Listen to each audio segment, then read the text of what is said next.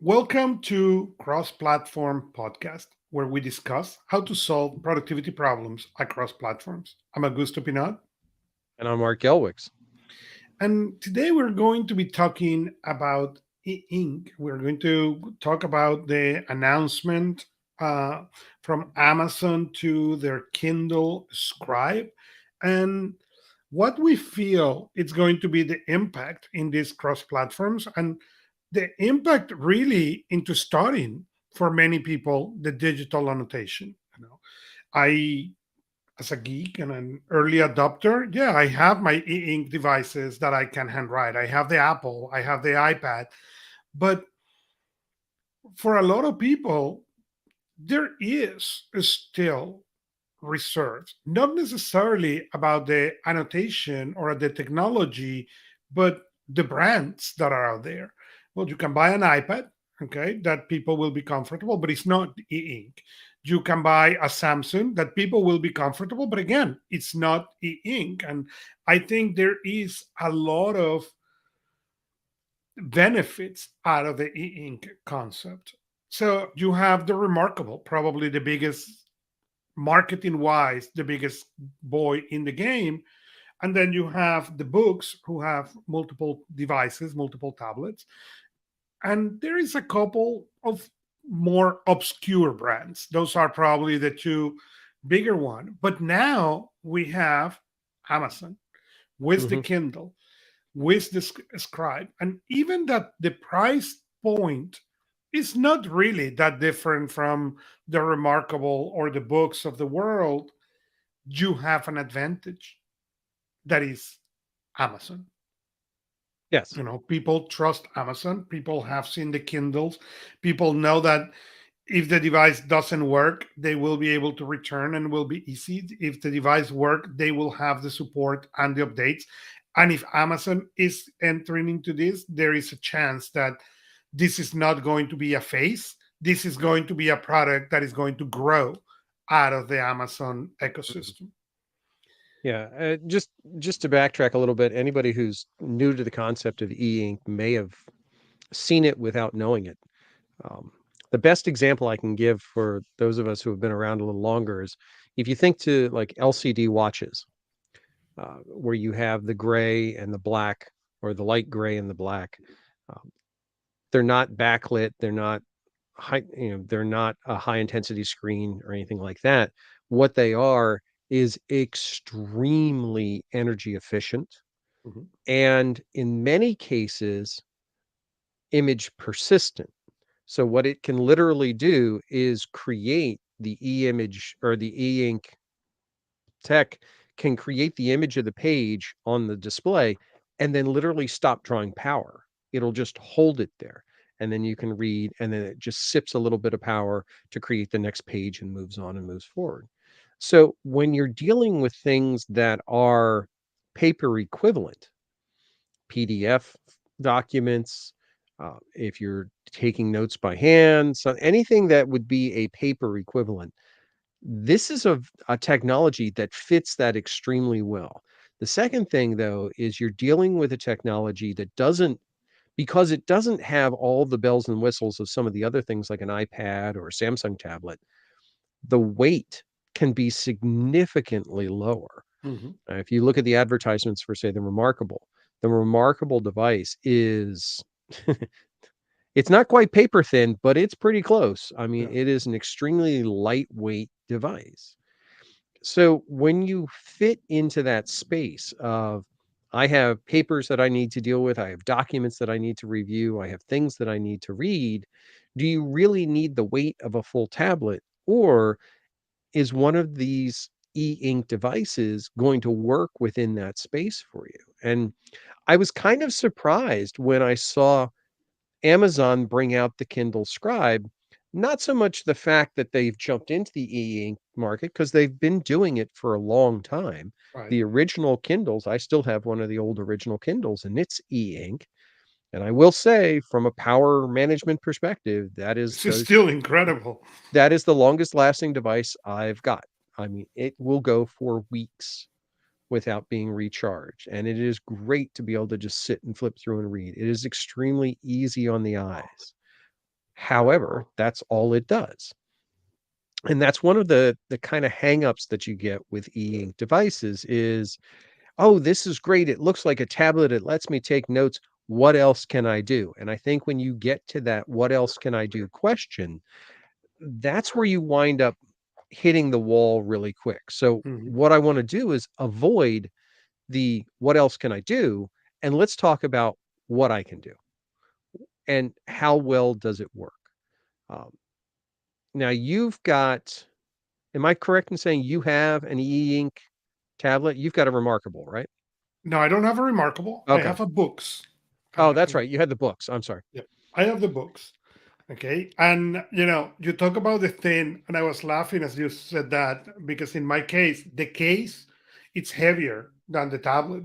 Yes. you know? Yeah. um, but I have it. Okay. And my needs were very particular. And this is something that we discuss in this show heavily.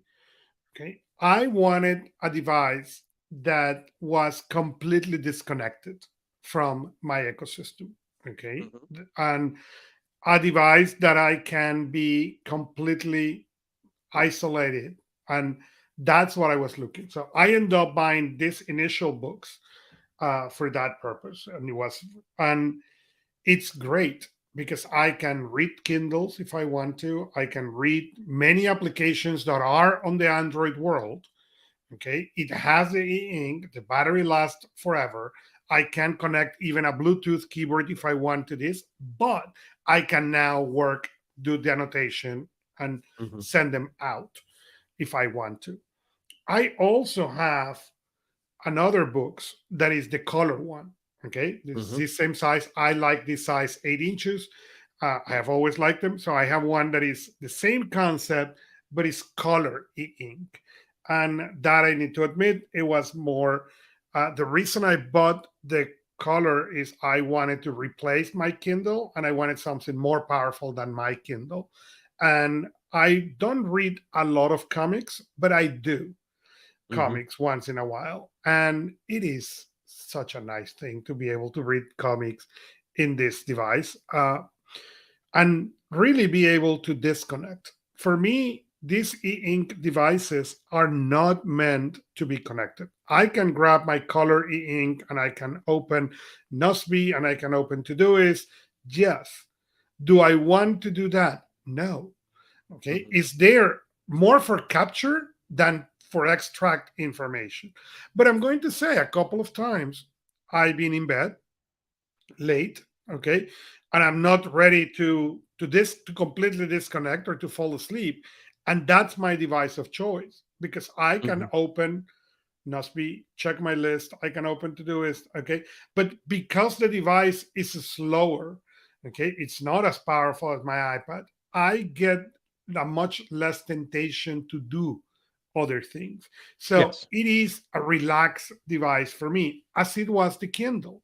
And that was the reason I loved my Kindle, was just getting old and I need a new version of that. So those are these devices going to replace your iPad or your Samsung. No, they are not Mhm. designed for that. That said, if you review a lot of text, if you annotate in a lot of documents, if you do those, read and those kind of things, this device are great. Okay. I can take this device and go outside in the sun, and the sun can hit this screen and it doesn't matter. If the sun hit my iPad, I'm dead out of the water. So that's one of the things that is very, very interesting that it make it for a very powerful device. Yeah, I was just looking at on the Amazon site here, the option down, the highest end Kindle Scribe that they have start is about 339, which is a little bit higher in price. It's about 40 to $50 higher than the fully configured Remarkable 2. Mhm. Um, the next step down that doesn't have the annotation capability is the Kindle Oasis at 179. These are all e-ink based devices. Correct. So being able to have that capability now, it's really important to understand though, this is the biggest one by far. The Oasis is a 7-inch screen. Mhm. The Paperwhite's a 6.8. And the all new is a 6-inch screen. The Kindle Scribe is a 10.2 10. inch display. It's a big device. I mean, Yeah. it's the size of my tablet.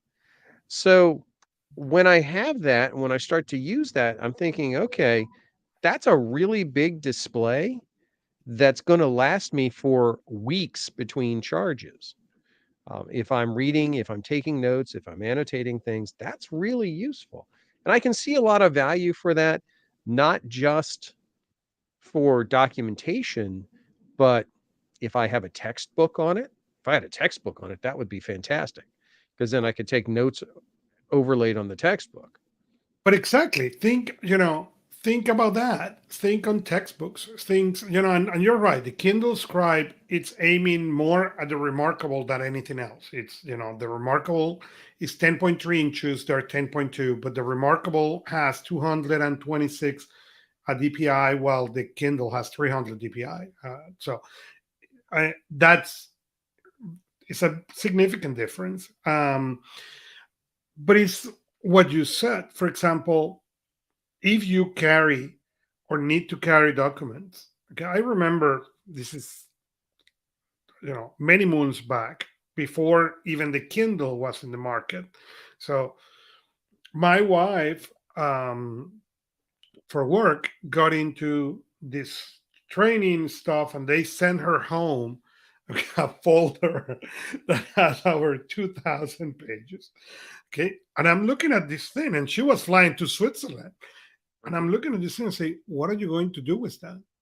Oh, they said we need to take this thing with us.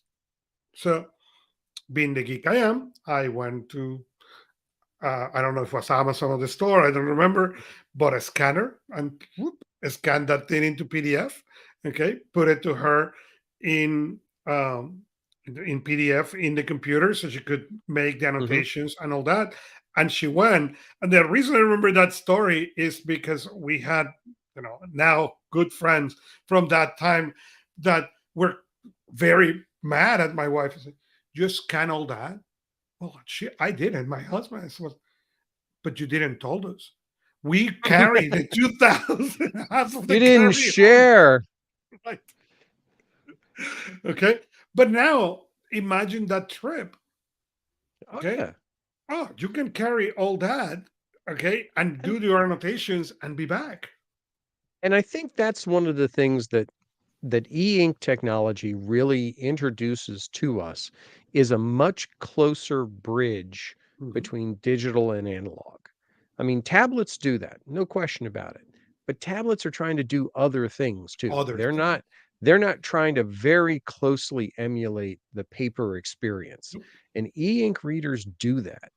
And especially if they can do this type of annotation, they are trying to be truly that digital notebook. They're not trying to be a spreadsheet. They're not trying to be a graphic editor. That is not the intention. And if you're looking to get them to do that, you buy it and you want to push it beyond, you're going to be sorely frustrated. Mhm. It is not a replacement for a standard tablet. It is certainly not a replacement for a computer. It is an But they don't meant to accessory be device. either. But they Well, don't no, and meant to be. They we are talked trying to about this, replace your clipboard. Really, that's right. what they do. Well, we talked about this last episode when we were talking Mhm. about the importance of accessories. This is the type of an accessory that can significantly catapult your productivity if you have the right use cases. So Mhm. I'll give you a good example. Um, one of the clients I have does a lot of work with contractor bids. So they have architectural drawings, they have the actual bid requests and everything. There's a lot of paper generated and scanned and things like that. It is very useful for them to be able to pull that stuff up on the fly. The difficulty is they have to remember to charge their tablet all the time. Tablets are heavy, they're expensive, they're fragile. Well, now if I can say spend $200, $300 on a Kindle Scribe or a Remarkable, load those documents on there in PDF format, annotate them, pull them back and forth. And that's its only job. It's not there for you to get your email on or anything else. This is its job. then all of a sudden it's like the Chromebook of paper, if that makes any sense. It has a very targeted purpose and it will do that job very well. Hmm. It will be interesting to see because, especially with companies like Remarkable who have their own software in the background, Right. where they take this. Um, I'm curious also to see what Kindle does with it because Kindle, for example, doesn't support EPUB format. You have to convert everything over, which No, is no, not that hold big of on, a deal. hold on, hold on. We didn't know why, obviously, but I think it was 3 or 5, between 3 and 6 months ago, Kindle start moving to the EPUB format. Okay. So now you can, even when you do send to on a Android or on a iPad, you can now send the books directly to Kindle in EPUB. Okay. Maybe I was looking at outdated information. Would not surprise me. Um, So yeah, now you will be able to send to this subscribe EPUBs and you're PDFs right. and Looking at it here, you can create, okay, what kind of documents can I import and write in? You can import personal documents versus send to Kindle. You can write directly on page and PDF documents. You can import and create handwritten sticky notes in Microsoft Word documents and web articles. This is all from the Amazon right. applications. With adjustable font sizes and layout, you can create handwritten sticky notes in text, PNG, GIF, JPEG, RTF, HTM, HTML, GIF. They said GIF twice. Why did they say it twice? They said JPEG twice. Uh, somebody needs to proof their marketing text. BMP and EPUB. EPUB is listed. Mhm. So it's a fascinating combination. I still can't get past the point though. We're talking battery life of weeks. Yep. I mean, we're not talking. I mean, I'm looking at my tablet right now, and at 87%, it has a day and 22 hours left, which that's not shabby. I mean, that's good battery life for this tablet. But an e-ink tablet would blow its doors off when it comes to long-term battery life. So, and it looks like it's also backlit. It looks like there's 35 It LEDs is. that provide, actually, it's front lit because that's a nice thing with e-ink. E-ink is reflective so that you have your light source coming from outside bouncing off of it. That's also the other thing. And we've seen this. You and I both have seen this. And anybody who's ever used one of the older Kindles has seen this too. You can actually read these outside. They Mhm. actually work even better outside than they do indoors. I That's a reason why I keep my old Kindle is because if I'm going to be, like, say, going to the beach or the pool or something like that, and I want to have something to read, I'm taking that. It is light, it is consistent, it is durable, and it is incredibly easy to read. So there's a lot to be said for this kind of tech. Now, I have seen rumors of e-ink phones for years. People have, or companies have tried to bring out e-ink based phones. Um, I don't know if that's ever going to go anywhere. I was trying to remember. I think there was one at one point where the company had tried to do an e-ink display on the phone case connected to the phone itself so that you didn't have to actually open the phone to do anything that didn't require like color display. Huh, that's fine. So I'm only seeing right now, when I look through some of the basic research, I see five or four real players in this space. Mhm. Um, the Remarkable 2, your Onyx Book Note Air 2, which, just so you know, um, is listed as, in the article I'm looking at here from CNET, as the most versatile e-ink tablet on the market. Mhm. It also happens to be the most expensive. Um, the listing that I see for it here right now is 479. It is not the cheapest one. No, it's not. No, but it does some interesting things. It's got a vertical split screen Mhm. available to it. Oh, I'll tell you. Can we just divulge on that topic for a little bit? We One of the can. fe- one of the features they added recently, and when they did the 411 update for One UI for Samsung, was multitasking capabilities and the ability to have split screen layout on the tablet. I use that all the time. I use that so often. Yep. And one of the ways I use it now, it wouldn't work on the e-ink, but one of the ways I use it on my tablet, I put a YouTube video up top and I put OneNote in the bottom and I take handwritten notes on the YouTube video as I'm watching it. Oh, And it is just a wonderful thing. But if I was doing printed work, if I had a document up top and I was taking notes in the bottom, that split screen capability, that's huge. That I is don't know huge. how these work in uh, other than Apple.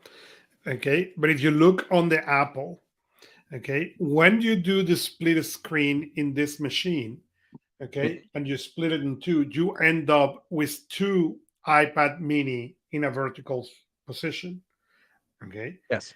and that's the reason I bought this, because it's really like having two machines that you can do incredible things. And it gets, obviously, as you get your tablet gets smaller, it's like having two phones. It's not as useful for me. But in when you split this screen, really you can do. I love the split screen, and I work, and I love the fact on the iPads that I can go 75-25 in the split. That's very, very useful. So I can have my task on open most of the time on Yeah. 75% of the screen. So I noticed that the books unit is running Android 11. Yep. That's interesting and it's a fairly recent version of Android. I mean, Mhm. 11's not that old. Um, That does was the it? reason I got the books, and not that. In my case, in particular, my issue with the Remarkable was their own operating system. While the books, Yes. even yes, it was a little bit more expensive. I get it, but having Android for me opened to a bunch of possibilities. So, for example, because of one of them that I use for a specific project, okay, when I love the fact that I can connect it to a Bluetooth keyboard and I can write into that thing. And because it's Android, I just find it's just text and it's synchronized with my iOS world. So I can open the same application in my iOS world, extract the text if I want to do something different with that text. That's very, very powerful being an Android. But at the same time, I keep it as a device that is completely isolated. I mean, yes, it has no speed. Yes, it has to do it, but it's not for me to open. It is really in case of I want to input stuff. It is a device that is, both of them are isolated on purpose, and having a strong Android operating system, it made a difference for me. So I said I wouldn't ask what more it can do, but I'm going to ask what more can it do? Because this is running Android 11, and I'm looking here and seeing in their advertising that you can write faster on OneNote, WPS, and Evernote. Apparently, those are things available on it. Yeah, I have no clue because I don't use those, but I can tell you I can read on the color one. Hmm. I can do it on the black and white, but on the color one is where it's fun. Okay, my RSS feed is in Fitly, and I can access in e-ink all my RSS feed in this one. I can then from there send the articles that I want to save in the applications, or send them to Instapaper, or even send them to Trello for another of the shows. For anything but idle, everything goes into Trello. So I can even do all that from that e-ink device. So Again, it is smaller, it's does slower. it have a web browser? It's have a web browser. You can download Chrome and browse with it. Really? That's Yeah. very interesting.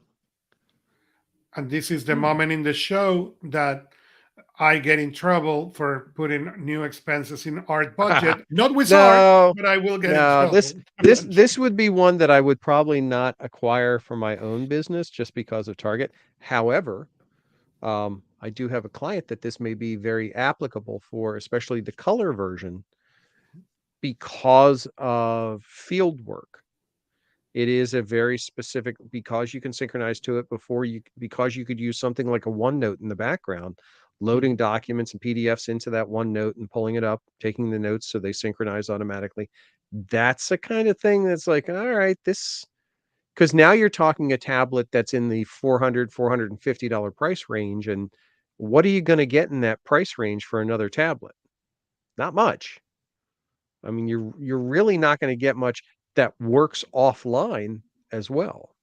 I mean, I'm assuming that once you have the documents on this, Yeah, yeah, yeah. you don't have to have the connection. You So don't, and I do for review text and stuff is great because then I can work into that on the side very very easy. Yes, just and looking up something real fast to see from a comparative standpoint,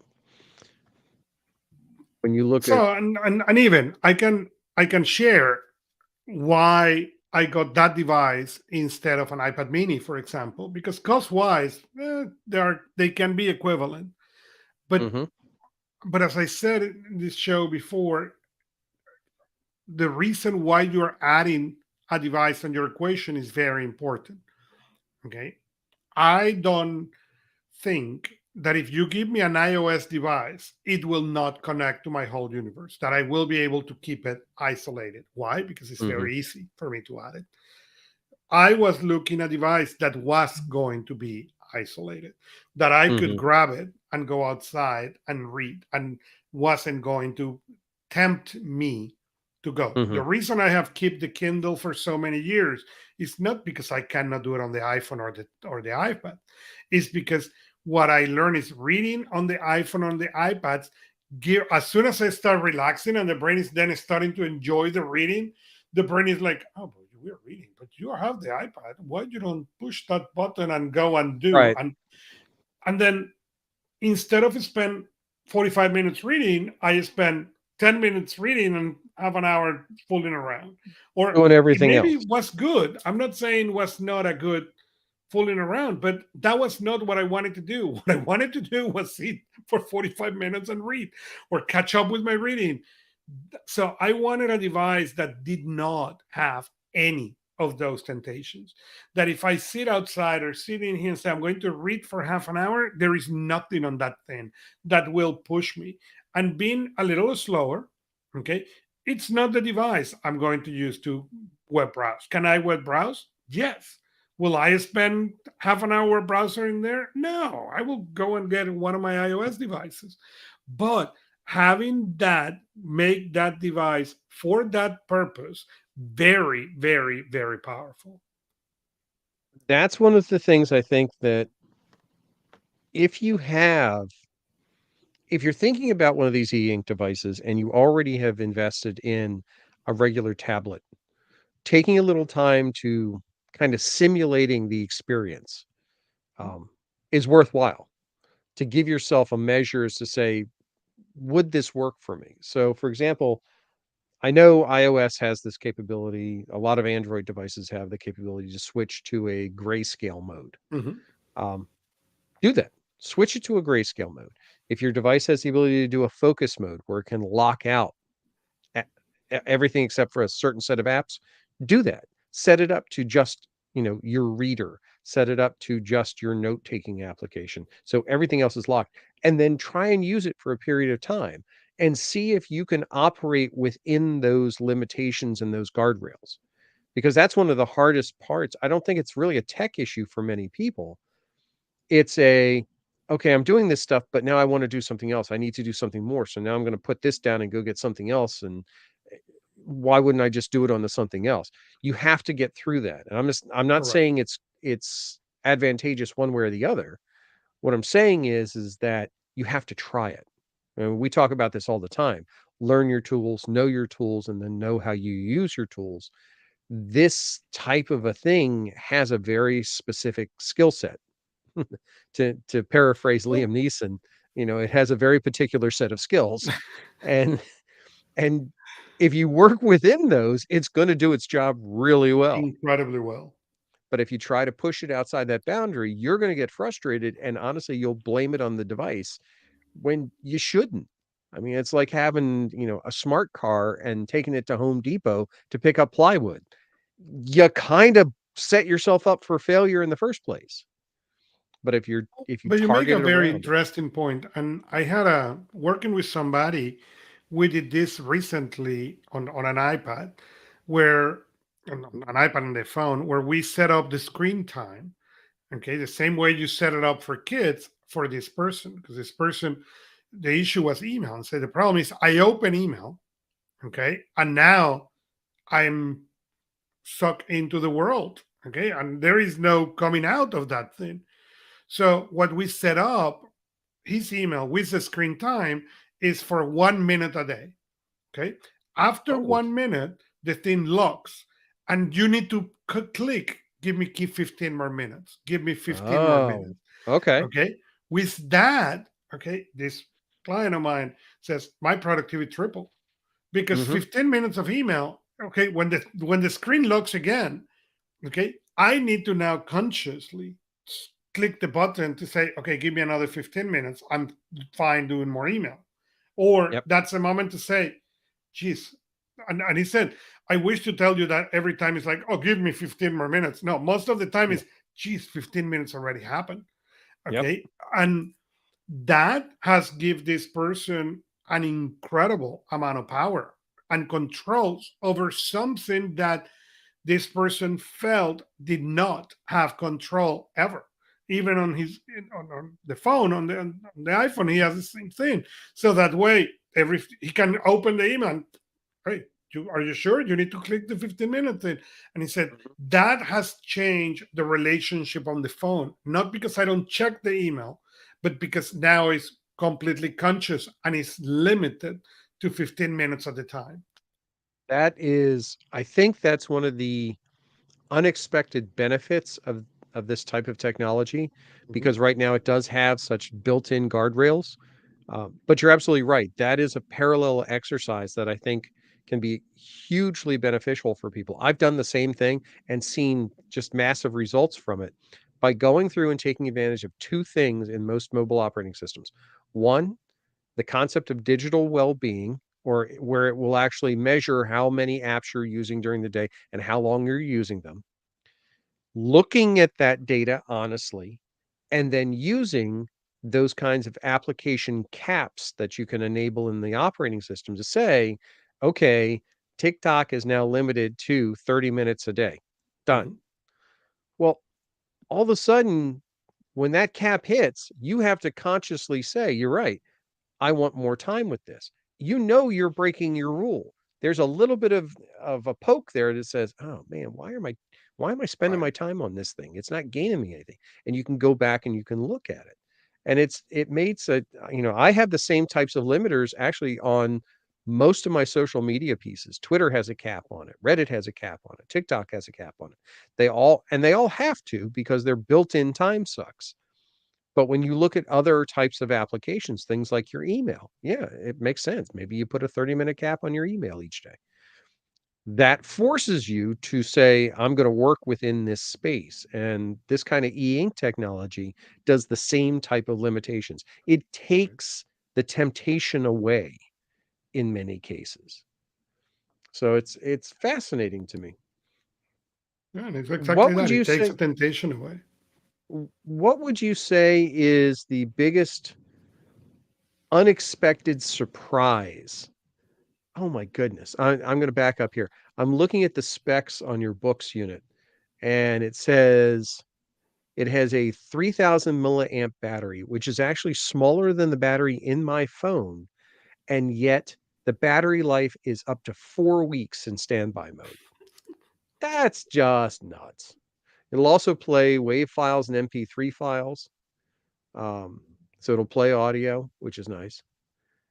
It's just what is the thing that once you got it, you you have found that you really like this capability of it and you didn't expect it to be able to do this for you? Is there There anything are a that sticks couple. out in mind? Okay. There are a couple, and that's the reason now I have two of them. Okay, because Oh, okay. I I initially got this one for a particular project. Okay, and the reason is I needed to for this project to use a couple of applications that they could not run in the Kindle, and I wanted to have access to the Kindle. I didn't want it to have in 10 devices. Mhm. So I evaluate getting an iPad. Okay. And iPad is familiar for me, obviously. But my concern was what I said. I want a device that it can be isolated. Okay. What surprised me What surprised me on the negative way on the first one was how hard it was to configure. And I got this one a year ago. So the new operating system works much simpler and faster. But on the first one, it was complicated to install the Android or the Google Store. Now they come pre-installed much easier. The other thing that really surprised me is how easy I can handwrite something and send it, especially when I want to send comments of stuff that I Hmm. got related to this project. Why? Because I have the iPad, I have the annotations, but it's always take a screenshot, this thing work into the PDF, and when you close it, it save it directly into the PDF. That was very, very fascinating and easy, and with documents that are on share folders that I can access in here. When I make the annotations and the thing save, it's safe for everybody. Then again, on the Apple Hmm. ecosystem, can I change it? Yeah, but then I need to send it to everybody to have them, and I need to overwrite the file. That simplicity was a big, big thing for me. The second thing that surprised me was how well many of the applications for Android works into the this e-ink. Okay. I don't have a lot of applications in this one. Okay. I but on the color one I have, and it is very nice to see how this more underpowered device in comparison to my iPads can really do so much and keep me focused into what I'm doing in here. That's the part that is priceless for me. And as you said, the battery lasts forever. Hmm. Yeah, I can see how that makes a huge, huge difference. Um, it's fascinating because we're sitting here playing with this, and just as an experiment, I've taken my tablet and I've thrown it into grayscale mode and I've thrown it into focus mode. So basically, it's just a sheet of note paper, Right. and just that exercise has made it easier to take some notes. Mhm. So if that's something you're doing, or you're keeping track of that stuff, and you don't have a reason for all the other freaking things that you'd wind up doing on this thing, uh, I can absolutely see how this would be a win. There's no question that this would be a win for you. I'm very curious to see if companies like Amazon, like Remarkable, and like Books decide to bring out lower end devices, slightly smaller, still have a stylus, to take even more advantage of the portability side. What fascinates me about the Books one is the fact that they offer it in color. Mhm. And that's not what you imagine with e-ink. Now, you have access to the color one, right? Yeah. Okay. Com- what do you think about, and don't compare it to the iPad. That's not a fair and equitable comparison. No, it is not. But on its own merits, on a scale of 1 to 10, what would you say the experience of color e-ink is like? Let me answer this way, and then I will go more into details. If this Okay. device will broke, that is the black and white, I will replace it for a color one. Oh, Okay. okay. All right. The colors obviously are not as sharp as an active screen. This is a passive Right. It's screen. 300 DPI. Correct. If I But it is no, I'm very sorry, it's nice to DPI highlight 7. in colors, to be able Mhm. to annotate in colors. Mhm. Uh, the it is incredibly nice when you are reading comic books, okay, or even when you see graphs. If I get a PDF that I need to review with graphs, okay, it is very nice to see the graph in colors, and even being able, if you get them on black and white, it's like, okay, let me open it somewhere else so I can see which colors they pick, so I can Right. give them feedback. Here I have it. I may not be able to take which tone of red they got, but you see that it's red and blue and yellow. It's very easy to see. So, Mhm. and I don't know, I can't I don't have any scientific documentation in this, Hmm. but it feels that the color it's a lot more enjoyable for the long reading Okay. part. Okay, I don't know why. I've been reading on the Kindles since 2008, so it's not that I'm new into e-ink. I No. like the color. Hmm. And it's a different color experience too, because it is It is. the same way that even the black and white, it's not a backlit color image. So it's not broadcasting this at you. You're Mhm. catching bounced light off of it. So you're right. It is just from the image I'm looking at on the screen here. It's softer. It's a little subtler. Um, if I had to describe it, if you've ever seen the color comics page in a newspaper or the funny papers or however Yeah, however something like old you that. are, okay, um, that type of a thing, it's that slightly softer color, which if you think ergonomically, that's actually kind of good. I mean, you're not getting that heavy broadcast of light into your face all the time. And again, this is again could be this my use case. But when I get into bed, okay, can I get with the iPad Mini? Yes, I can. But the iPad Mini is a working machine for me. It's a Hmm. machine that I know how to make it work. So my brain, instead of disengage, engage with the device. Okay. Hmm. With this device, I get the colors. I can go to my RSS feed. I can go to Instapaper. I can even go to the browser if I want to. May not be fast, but I can. Okay. But it's a device that instead of engage me in, allow me to engage me out. So it's great. I can sit in bed, read a newspaper, or read a magazine, or read whatever for you know an hour or so, and then disconnect. That with the iPad, that exercise is way, way harder for me. It's interesting because I'm just doing the math in my head right now. If you look at what it would cost for getting the equivalent functionality in one tablet, you're looking at probably about a $550 to $600 tablet dedicated Mhm. for that. Samsung side, equivalent on the Windows or Yeah. iOS side, I'm sure. Um, for that, you could get the Kindle Scribe and a Kindle Fire. Mhm. Now, we've talked about having multiple devices with multiple purposes and having specific purposes. So you could have a device with e-ink and all the benefits of e-ink derived, and you could have a device that is really designed for content consumption. Mhm. And you could play games on it. So it doesn't have to be all in one device. One device does not have to do all those jobs. Correct. And this is interesting options now that you have available to you. I mean, if you do something like the books, yeah, you're going to get close in the price point, but you're also picking up a lot of additional functionality.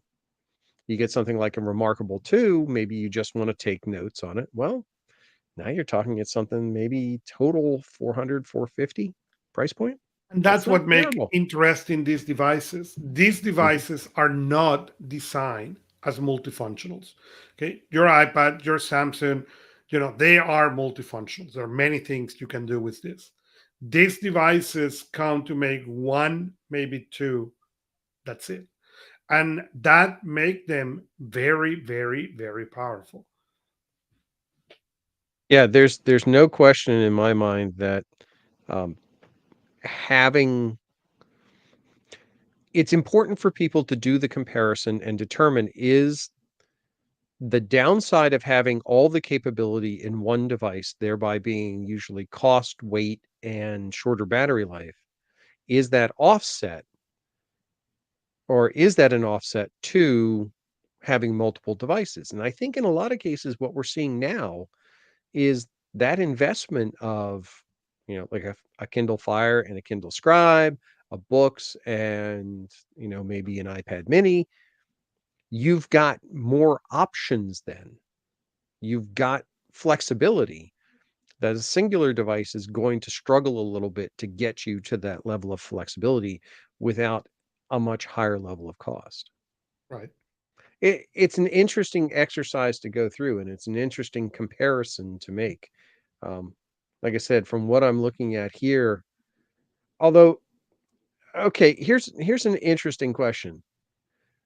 Purely from a cost perspective, I can get a Kindle Fire HD tablet 8 for $45. I can pull the Kindle app on there and I can read on it. So from a pure cost perspective, e-ink still has a ways to go if you're thinking about the annotation ones. But if you're not thinking about the annotations, you're thinking about a regular Kindle, well, then they're still fairly close. Hmm. But I don't know. It it's one of those things again, we go back to the same basic question. Make the determination as to what your need is and ask yourself, what do I actually need this device to do? Not what it could do, not what I'd ultimately love for it to be able to do. What's its job going to be? And then once I've defined its job, can I get it to do that job?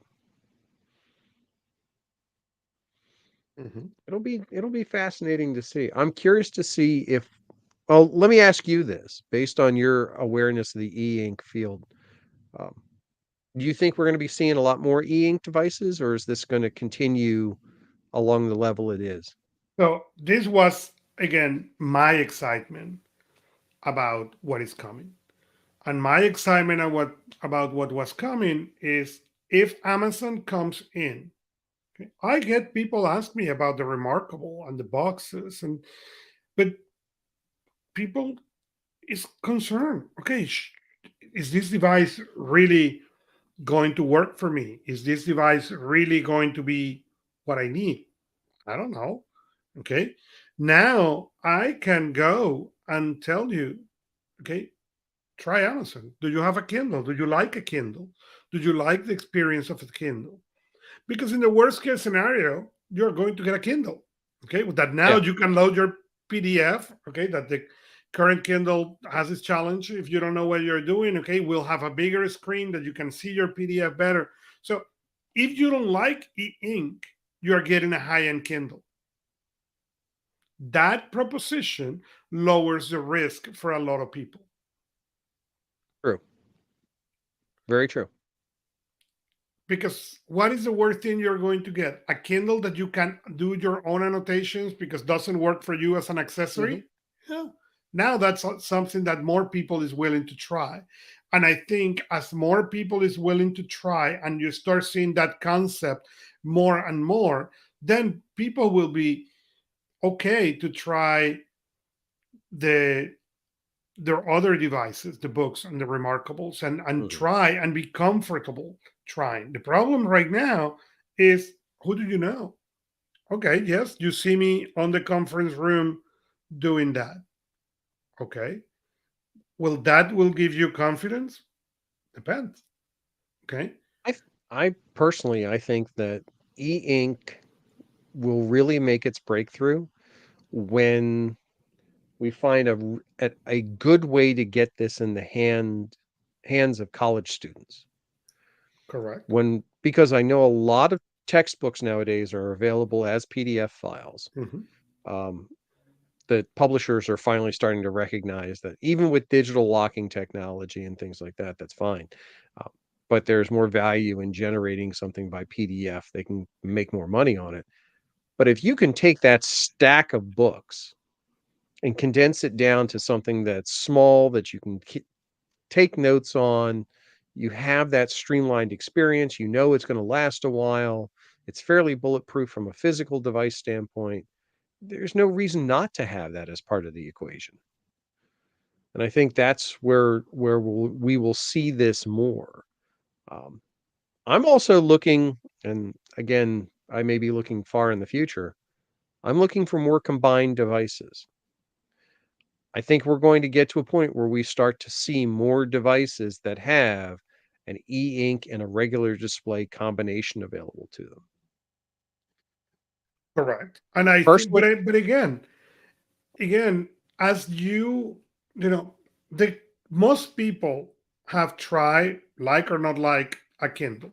Fine, okay, but you have tried. You have you know the experience. You have the experience. No issues. Now, with the problem is, how many people has come and done the the annotation experience? That number is lower because most of the people who have had that experience have it in an active device, on an iPad, on a Samsung, okay, where you are doing that and so much more. Yes. Now you are going to be able to really limit to that handwriting. Okay, you don't try to watch a movie on your notebook, but you carry the notebook. Now that notebook, it's going to be replaceable, and it's going to be backed up, and it's going to have a bunch of advantages. So here's an interesting fly in the ointment, and it's a separate conversation, but it's an important one. Um, Handwriting. Does handwriting become a thing again? I mean, we've been moving for years and years away from handwriting skills. In many schools, they don't even teach cursive anymore. Mhm.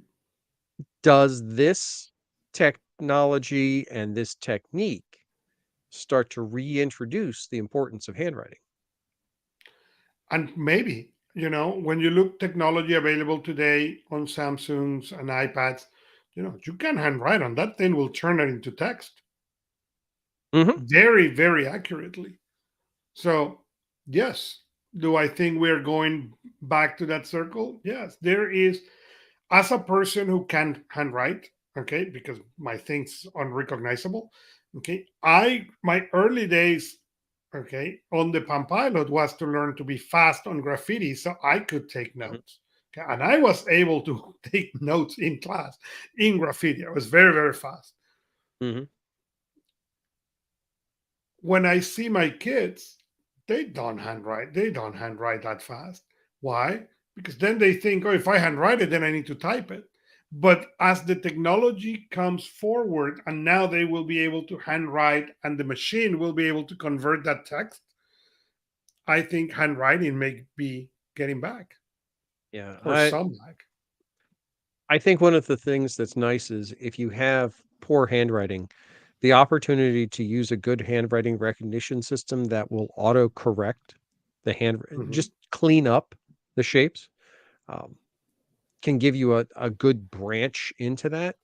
It also forces you to slow down and think, but also move your thoughts around on a page. When we type, we're typing in lines and we're typing in boxes. Uh, but once you start getting comfortable with the digital inking technology, whether it's e-ink or otherwise, and you write something down and then you use the lasso tool and you draw a loop around it and you drag it to another spot on the page and you resize it dynamically and you stop, you realize I can't do any of that on paper. I can't get anywhere close to that on paper. Then you start to go, yeah, I can do more with this. I can start to be more creative and be more innovative and allow myself to do things that I can't do in other technologies. Uh, and I think e-ink, annotatable e-ink platforms will bring this to a larger audience. I Um, I agree with you. Yes. so I also honestly, I'm seeing it occur more when you search just on e-ink. We've been talking primarily about the tablets, but when you look at the technology itself, the e-ink companies that are manufacturing this, they're starting to manufacture signage. I mean, billboard size signs, healthcare signage. Um, you want to see a good example of e-ink? Go into any Kohl's department store or most department stores anymore that have the little digital tags now next to their products instead of printed ones. That's an e-ink based tag because once they program it, they don't have to do anything else with it. It just sits there and it sips on a charge and it can display whatever you need it to do. And it's very readable. It's not like a regular digital display. So when you start to look at a lot of these other opportunities in the marketplace to provide this kind of visual functionality, um, it's kind of crazy. I mean, I'm looking at just a company here that sells just the e-ink displays, 13-inch displays all the way down to little 1-inch displays. If you don't have to supply any power to it, heck, that's not a bad thing. Let's see, 30-inch displays. There you go. You've got your whole wall covered with something.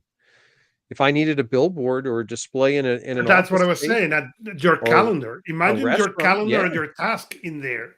It's yeah, as an fantastic. e-ink display, that would be amazing because one, it's climate friendly, it's Hmm. co- power friendly, it's easy to see and read. It only updates when it needs to. I mean, it's absolutely worth it. And we know this stuff works. I mean, we've had LCD watches forever. I mean, if you look, I have to chuckle because when you look at the smartwatches, and this kind of diverges a little bit in topic, but you'll see where I'm going in a minute. If you look at the newest smartwatches from Samsung and Apple, their battery life is 2 days if you're lucky. Right. You look at the latest Garmin smartwatch, um, which is their late one of their newest outdoor smartwatches for like the Phoenix and all. Its battery life is like a month. Why? It's not that it's got a bigger battery or a better processor or anything. It's that the display is an e-ink equivalent display. It tells me everything I need to know. I I forgot don't the necessarily name of the first smartphone that I had that it was on a Kickstarter. That it was the Pebble. ink, the Pebble, Yeah, and the the battery Pebble was thing e-ink. was forever. Yeah. Yeah, the Pebble used to be it would last forever. Well, if you think about back to the old devices, you when you had LCD displays and I don't want to confuse anybody, LCD and e-ink are two totally different things. They're different technologies. They just Mhm. happen to look very similar. But the benefit of them is that they both sip power. They are both low power using technologies as compared to any color display because it requires a backlight, requires it just by its nature, it will draw a lot of power. Right. Color e-ink is that bridge between the two. But when you're looking at something like this, when you say, look, I just want a device that I pick up and I know it's going to work just about every time I pick it up. I'm almost never going to have to worry about charging it. Well, then this is kind of it right now. So Right. it's fascinating tech. And I'm very interested to see where it continues to go and the practicality of it for certain specific applications. So I may have to apply it or get a test unit in for the books to for this particular use case of a field-based use case. So interesting, very interesting. Okay, you want to wrap us up today?